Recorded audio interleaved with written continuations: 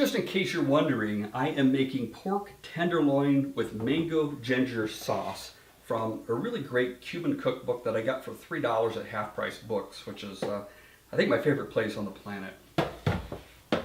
Okay, moving on, let's talk about some of the assignments in this particular course. I have got reading quizzes. Now, this particular textbook makes life easy because there are 16 chapters. We've got 16 weeks in the semester, assuming I teach that course for the full semester. So what I did with all three syllabi is actually design the course to be 16 weeks, knowing that I could cut it down to 8 or to 5 or to weekend or whatever. So it's ready to be sliced and diced and combined in whatever way we need, including moving some of that content online. So once I know the course schedule, if you hire me, of course, then I can make those adjustments in the teaching. So I've got reading quizzes, and it's a good way to hold students accountable for the reading. And it's not something that I've done a whole lot in the past, but I feel the need to do it a little more now, especially with freshman level courses. So I'm returning to reading quizzes.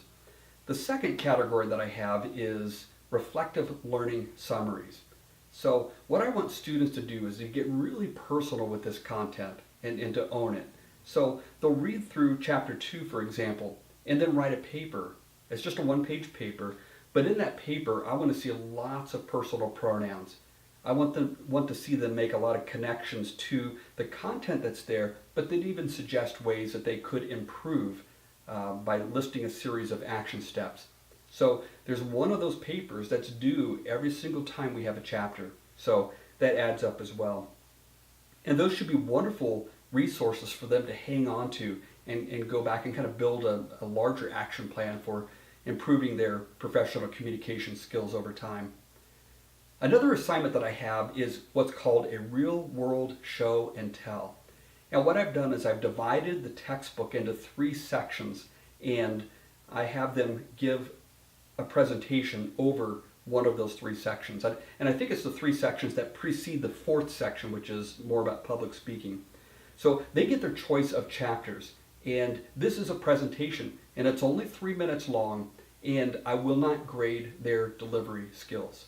So there's no pressure from that standpoint, and I don't really feel that it's appropriate to grade them on eye contact or whatever early in the semester before we've even had a chance to get to those public speaking chapters. That being said, I will offer them comments as we go through all 3 of those presentations. So when they do hit the final presentation, they will already have a fair amount of feedback of things that they personally can work on for that final presentation. So the real world show and tell, I think will be a fun activity. It allows them to look online, to look at publications from the New York Times, the Time Magazine, or whatever, and pull out real world stories that are going on right now that have relevance to the content of the course. There will be 2 exams. Those are fairly straightforward, cover much of the same information that was covered on the quizzes. And then finally, I've got what's called the Champions of Communication, and that is their speech, the final speech of the course. And I might change the way that I've got it described on this page, but I'll do that later.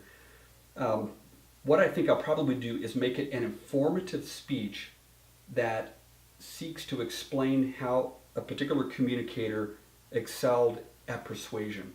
So the last 2 big chapters, we've got informative speaking, we've got persuasive speaking. So I'll be able to combine the content of the persuasion with the function of the informative, and hopefully that'll be a good way to round out that section of public speaking.